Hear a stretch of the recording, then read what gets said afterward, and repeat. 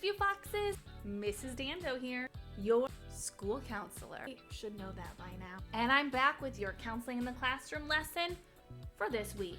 And no matter where you're watching from, whether it's home, school, some other school that's not Ridgeview, I am so glad you're with us today because we're going to dive into a new topic this week, all about responsibility. Responsibility is such an important part of becoming a student, a learner, a friend, all that good stuff. I got to thinking, how can I really explain such a big, difficult word to kids?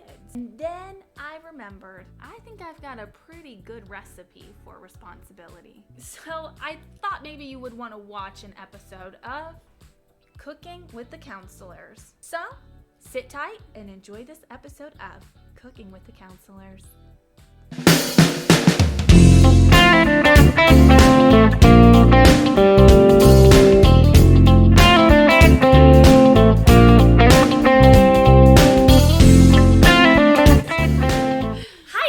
And welcome to Cooking with the Counselors. And we're here with a wonderful recipe for you. I'm Chef Dando. I'm Chef Thompson. And we can't wait to share this recipe with you. Chef Thompson, do you think you could share what our recipe is for today? Sure, why not? Today we have a recipe for you. It's called the Recipe for Responsibility. Oh, that sounds fantastic. I cannot wait to hear what kind of ingredients are involved with this. Well, let's get started, should we? Now, the nice thing about this recipe, there is no cooking actually involved. Thank goodness. So, Chef Thompson, I am so curious. What is responsibility? Responsibility is to take action and understand how our choices affect others and the world around us. That's a big deal, isn't it? So, let's learn what's involved in this recipe. All right, folks, we hope you're ready for this recipe. It is a good one. You know why? Why? It really helps us to be a better part of our school when we are responsible. That makes sense. Chef Thompson, have you ever had to be responsible for something? Probably. I would think so. I know you and we have a lot of responsibilities in our school. Can you imagine what it would be like if all the grown-ups at school decided to come in and not do what they were responsible for? We would have a lot of chaos or trouble in our buildings, that's for sure. And just like adults have responsibilities, kids do too. So let's see what our first ingredient is. What do you guys think it is? For my first ingredient, you know what? I gotta know what is expected of me. That just kind of means we have to know what the rules and expectations are of us in the classroom and even at home. What are some expectations the kids at your school have? I'm pretty sure it's expected of them to have whole body listening in the classroom. For sure, absolutely. Some other expectations, well, in the hallway at our school, we have low speed and zero voice. Is it the same at your school? Same over at Hickory Grove. Kids have tons of expectations. And to be responsible, we first have to know what all of those expectations are. That's our first ingredient. I've got that first ingredient mixed in. Chef Thompson, what's next? The next ingredient is to do it without being asked. That can be a tough one for kids.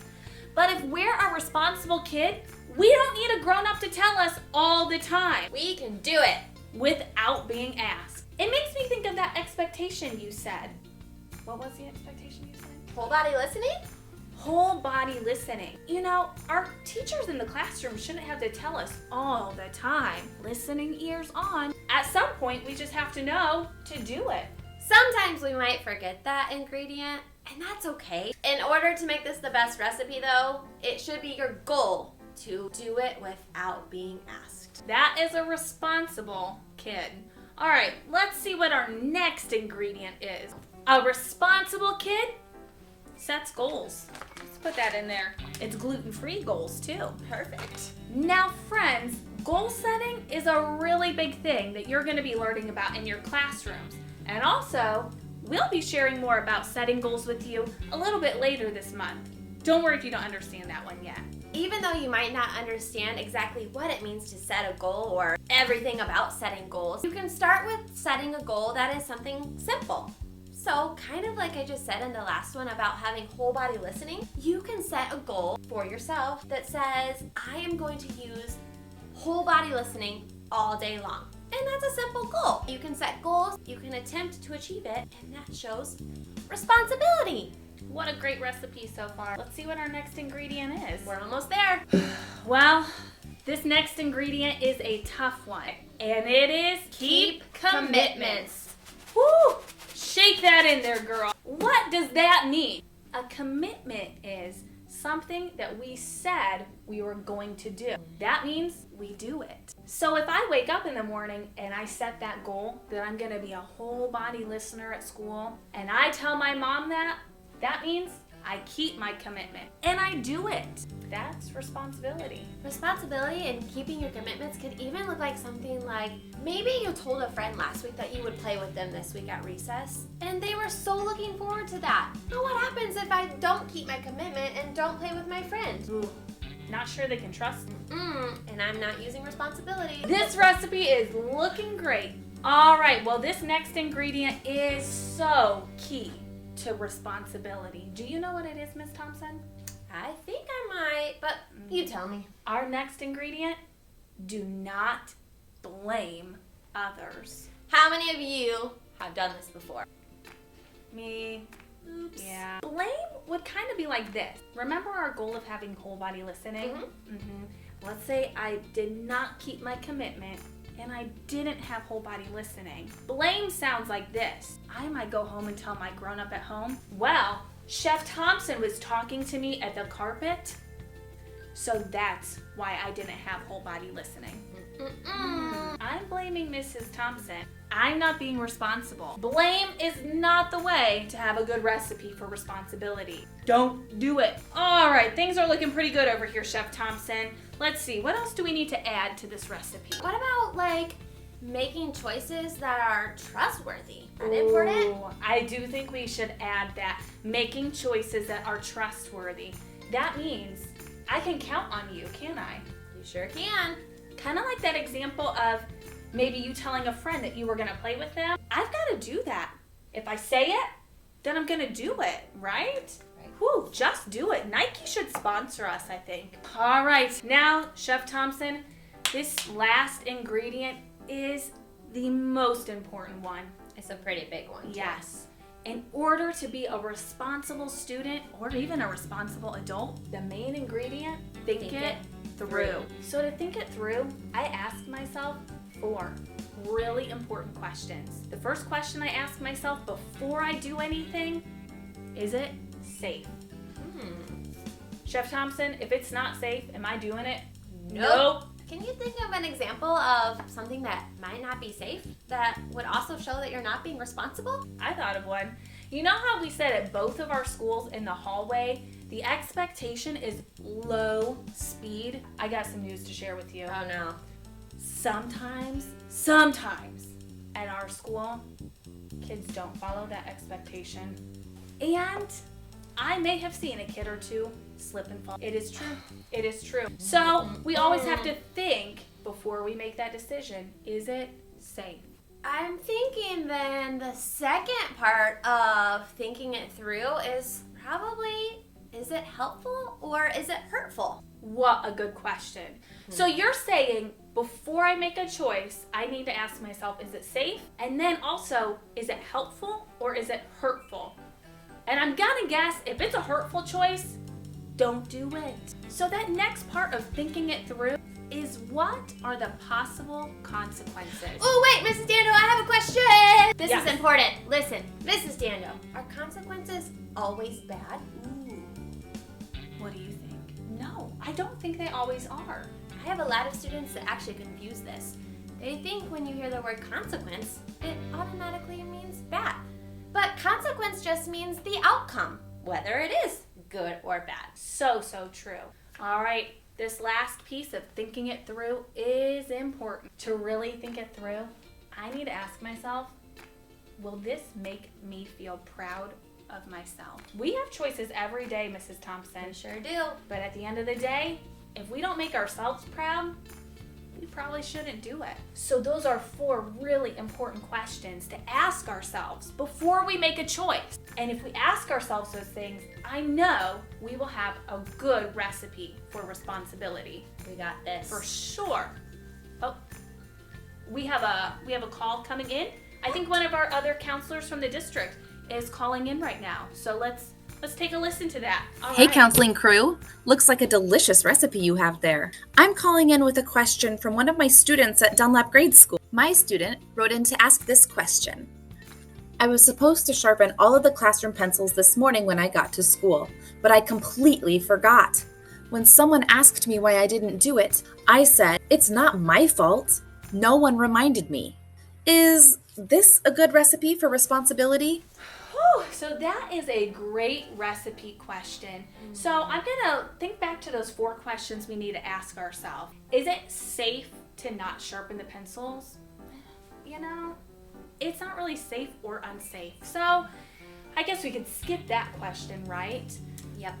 Making that choice though, was it helpful or hurtful? I would definitely say it was kind of hurtful to his classmates, right?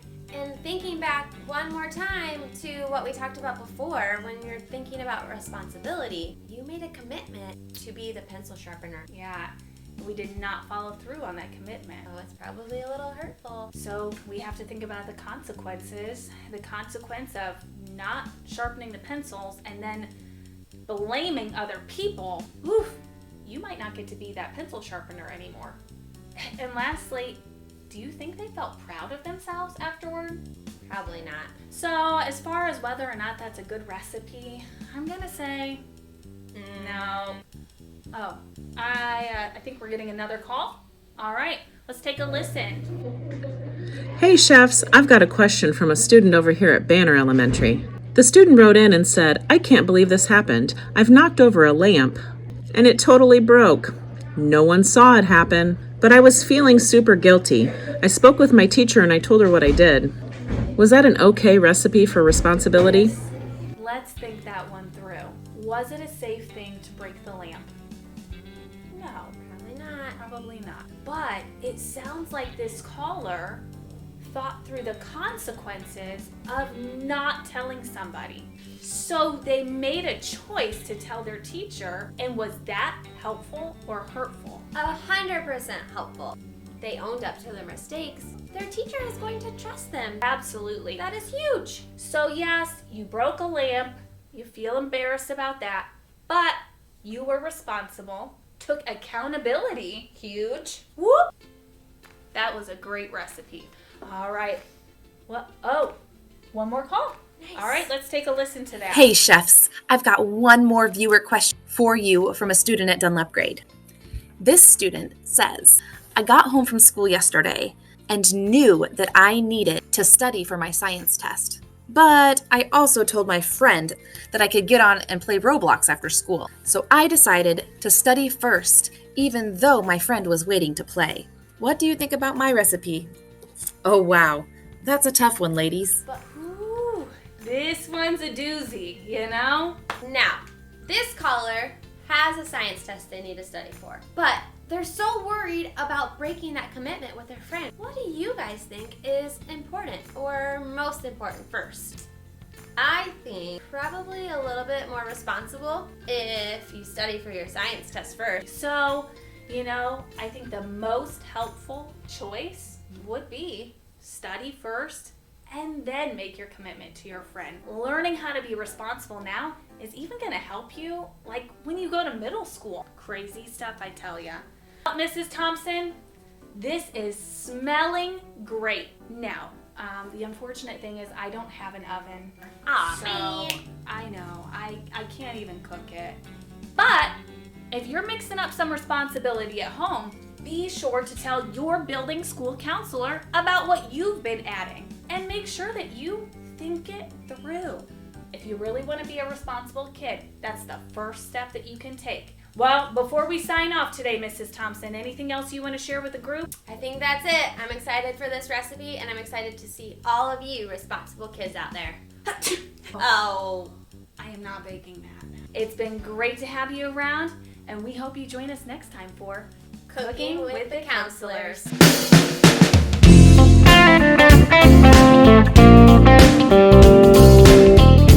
What a fantastic recipe for responsibility. I hope that you can remember those easy questions that you can ask yourself before you make a choice. Is this a responsible thing to do? All right, see you around. And as always, at Ridgeview, and even not at Ridgeview, you belong, you matter, and you are worthy.